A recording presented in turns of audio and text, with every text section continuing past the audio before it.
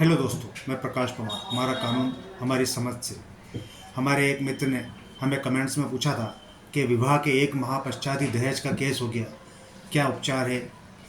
इस संबंध में हम आपको बताना चाहते हैं। सबसे पहले हमें दहेज को समझना पड़ेगा कि दहेज क्या। सामान्य में 498 का क्रूरता और दहेज का विषय बताया गया। तो दहेज सबसे पहले विवाह में दिया गया जो कन्यादान होता है उसे कन्यादान कहते हैं। जो कन्या को दिया गया दान है वो कन्यादान। लेकिन इसके अतिरिक्त किसी चीज़ की मांग की जाना वो दहेज है ना। और दहेज के लिए घर वालों को परेशान करना, क्रूरता करना, मानसिक टेंशन देना, इस आधार पर दहेज का केस पंजीबद्ध किया जाता है। दूसरा ये समझना होगा कि एक रिपोर्ट लिख जाने से ही अपराध नहीं बनता। भाई किसी ने शिकायत की, उसकी जांच करने का काम पुलिस का है, पुलिस करेगी। इसलिए वो आपके खिलाफ केस दर्ज करके फिर वो मामले की जांच करती है। इसलिए आपको घबराने की बिल्कुल आवश्यकता नहीं। हम क्या कर सकते हैं इस विषय में देखना, हमें ये देखना चाहिए कि सबसे पहले क्या वो लड़की हमारे साथ रहने की इच्छुक थी या नहीं थी। क्या उसके घर वालों ने उससे ज़बरदस्ती शादी तो नहीं की। पहले उस विषय वस्तु को समझना चाहिए। और अगर उसकी ज़बरदस्ती की तो वो क्या चाहती थी, अन्य विषय वस्तु को, उसको आपको समझना पड़ेगा। क्योंकि हमें इन सब चीज़ों को साबित करना पड़ेगा कि हम निर्दोष हैं और हमने ये घटना कारित नहीं की है। व्यक्ति का आरोप लगा देना मात्र दहेज साबित नहीं होता है।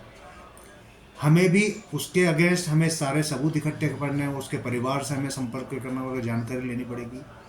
उसके पूर्व और पश्चात चरित्र के बारे में अपने जानकारी लेनी पड़ेगी और हमें ऐसे सबूत इकट्ठा करना पड़ेंगे।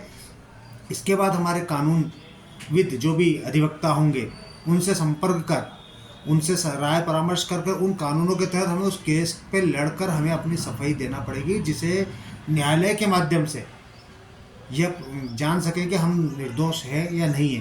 क्योंकि दोषी ठहराना किसी का काम नहीं है, सिर्फ न्यायालय ही आपको दोषी और निर्दोष कर सकता है।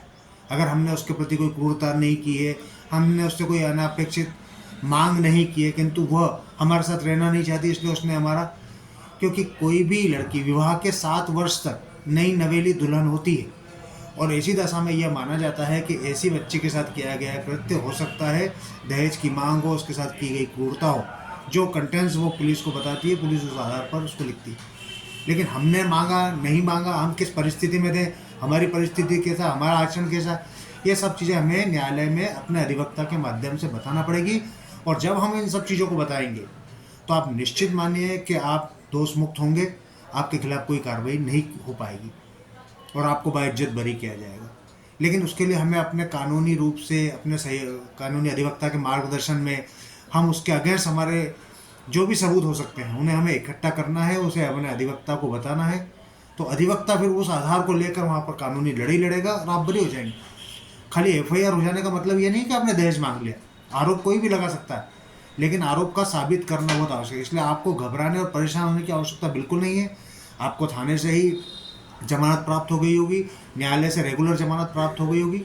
रिपोर्ट कर सकता है 1 महीने बाद करे, 2 महीने बाद करे या 7 साल में करे।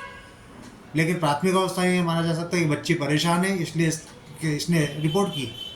उसके माँ बाप से भी मिलकर समस्या को हल करें। अगर वो अपने पास रहना नहीं चाहती है तो प्रेम से भी इस समस्या का हल हो सकता है।